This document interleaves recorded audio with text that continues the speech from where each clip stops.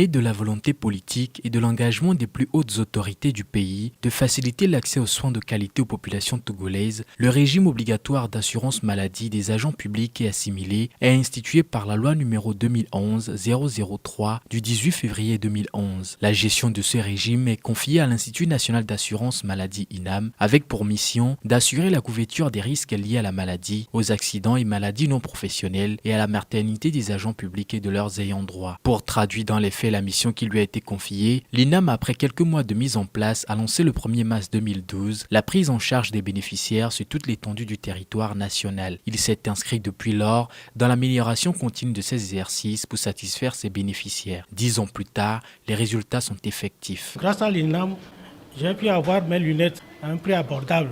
Les lunettes étaient périmées, il fallait renouveler. J'ai tellement eu confiance à l'INAM que j'ai eu la facilité donc de renouveler mes lunettes.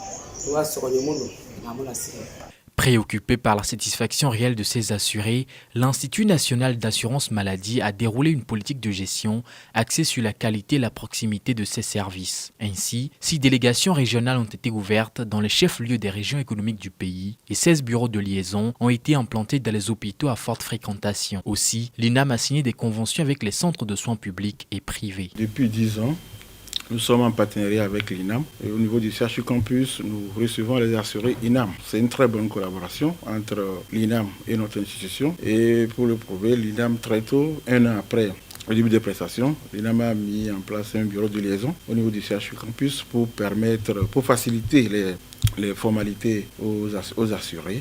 Par ailleurs, le souci de répondre assez efficacement aux attentes des clients a conduit à la refonte des outils de prise en charge qui étaient décriés au démarrage des prestations. Nous avons été parmi les premiers acteurs à collaborer avec l'Institut national d'assurance maladie. Ce fut, je peux dire, un peu mouvementé au début.